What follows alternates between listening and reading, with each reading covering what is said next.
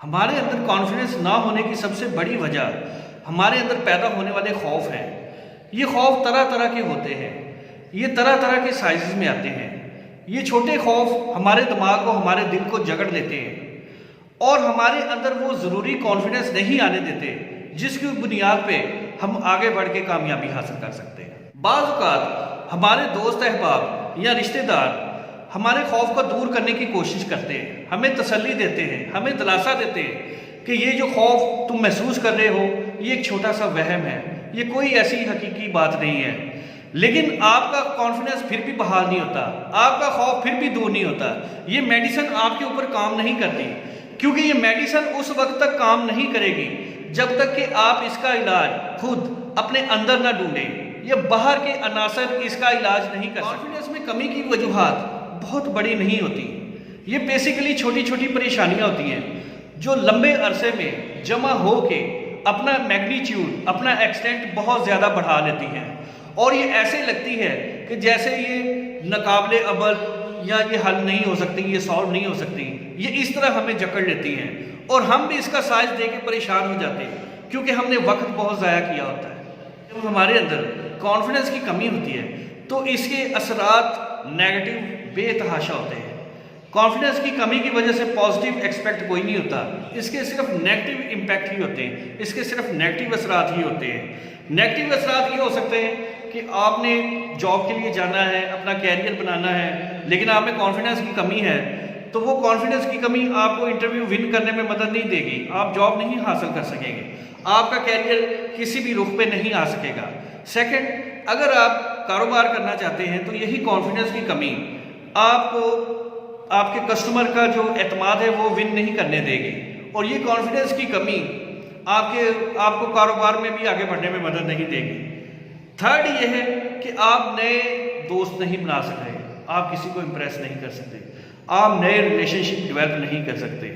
اور فورتھ یہ ہے کہ لائف میں کانفیڈنس کے بغیر آپ کو کوئی بھی بڑی اپرچونٹی نہیں مل سکتی۔ بڑی اپرچونٹی نہیں ملے گی تو آپ آگے بھی نہیں بڑھ سکتے، کوئی میجر بریک نہیں ملے گی۔ تو میجر بریک حاصل کرنے کے لیے، لائف میں آگے بڑھنے کے لیے سیلف کانفیڈنس کا ہونا بڑا ضروری ہے۔ کانفیڈنس کے بغیر زندگی یقیناً گھاٹے کا سودا ہے، لیکن اس ویڈیو میں آپ کو 2 سٹیپ ایسے بتاؤں گا جن پر عمل کر کے آپ اپنا کھویا ہوا کانفیڈنس بحال کر سکتے ہیں، یا کانفیڈنس لیول جو ڈکریز ہو سکا ہے اس کو واپس آپ انکریز کر سکتے ہیں۔ نمبر 1، آپ اپنے اندر کے خوف کو تلاش کرنے کی کوشش کریں۔ آپ کے کانفیڈنس میں کمی کی وجہ خوف ہے، اور جو خوف ہے اس کو پن پوائنٹ کرنے کی کوشش کریں۔ مثلا اگر آپ فیل کر رہے ہیں کہ آج آپ اچھا نہیں فیل کر رہے، آج آپ اپنے آپ سے مطمئن نہیں ہیں، اپنے آپ سے سمجھ رہے ہیں کہ خود ہی امپریس نہیں ہیں، تو آپ اس کے پیچھے جو فیکٹر ہے اس کو ڈھونڈنے کی کوشش کریں۔ وہ فیکٹر ہو سکتا ہے کہ آپ نے اچھا ڈریس نہیں پہنا ہوا، آپ کے جو ڈریس ہے وہ پراپر استری نہیں ہے، آپ کے شوز پالش نہیں، آپ نے کوئی شیو وغیرہ نہیں کی ہوئی۔ جو ہی آپ اس چیز پہ پہنچیں گے، آپ اس چیز کو فائنڈ آؤٹ کریں گے، اس کو پن پوائنٹ کریں گے، تو آپ کا نیکسٹ کام یہ بنتا ہے کہ آپ اس چیز پہ فوری ایکشن لیں، اس کو فوری طور پہ ریموو کرنے کی کوشش کریں، امپروو کرنے کی کوشش کریں۔ جو ہی آپ ایکشن لیں گے، اپنے ڈریس کو بہتر کر لیں گے، اپنے فیشیل میک اپ کو بہتر کر لیں گے، آپ اپنے شوز کو بہتر کر لیں گے، آپ اپنے جو ہے گرومنگ بہتر کر لیں گے، تو آپ کے کانفیڈنس میں ایک نیچرل بوسٹ آئے گا، ایک سرج آئے گی، اور یہ سرج جو ہے یہ آپ کا کانفیڈنس لیول بحال کرا دے گی۔ جب آپ کا کانفیڈنس واپس آئے گا تو آپ کو پتہ لگ جائے گا کہ اس طرح کے چھوٹے چھوٹے سٹیپس لینے سے، چھوٹے چھوٹے ایکشن لینے سے آپ کے اندر کے جو خوف ہیں، بلا وجہ خوف ہیں، وہ ختم ہونے شروع ہو گئے ہیں، اور نیچرلی جو کانفیڈنس آپ کا ایک نیچرل آرڈر ہے، ایک نیچرل چیز ہے جو اللہ تعالیٰ نے آپ کی ذات کے اندر رکھی ہوئی ہے۔ بچپن میں آپ بے تحاشا کانفیڈنٹ ہوتے ہیں، آپ کا جو دل کرتا ہے وہ کرتے ہیں، بلکہ آپ خطرناک حد تک کانفیڈنٹ ہوتے ہیں بچپن میں۔ میں اس کی ڈیٹیل میں نہیں جاؤں گا، لیکن یہی جو آپ کا کانفیڈنس ہے آپ کے چھوٹے چھوٹے ایکشن لینے سے بحال ہو جائے گا، ریسٹور کرے گا۔ سیکنڈ، کانفیڈنس کی کمی کی وجہ ہمارے یادداشت کا استعمال بھی ہے۔ بیسیکلی ہم اپنی یادداشت کو، اپنی میموری کو مس مینیج کرتے ہیں، اس کو پراپر طریقے سے یوز نہیں کرتے، اور میموری کو کس طرح یوز کرنا ہے یہ ہمیں کالج، یونیورسٹی یا کسی اسکول وغیرہ میں نہیں پڑھایا جاتا، کسی ادارے میں نہیں پڑھایا جاتا۔ تو میموری کو یوز کرنا इस वीडियो के ज़रिए थोड़ा सा मैं आपको बताऊंगा, ज़्यादा नहीं बताऊंगा क्योंकि ये चंद मिनट की वीडियो है। हमारी मेमोरी एक बैंक की तरह है। जैसे एक आम बैंक होता है, उसमें कैश जो है वो उसमें सबमिट किया जाता है, उसमें जो है ना वो डिपॉजिट किया जाता है, और इसी तरह कैश जो है वो निकाला भी जाता है, विड्रॉ भी किया जाता है। इसी तरह हमारी मेमोरी बैंक जो है उसमें तरह तरह के वाक़यात, तरह तरह के मुशाहदात, तरह तरह के एक्सपीरियंसेस, ये सारी चीज़ें मेमोरी की फॉर्म में स्टोर होती रहती हैं।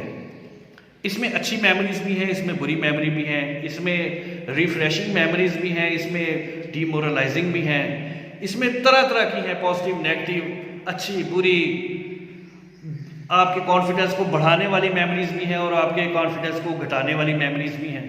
एक आम आदमी के दिमाग में, एक आम आदमी के मेमोरी बैंक में तरह तरह की मेमोरीज स्टोर हो चुकी हैं। उसमें पॉजिटिव भी हैं, नेगेटिव भी हैं, अच्छी भी हैं, बुरी भी हैं, एम्पावरिंग भी है, डिसएम्पावरिंग भी है।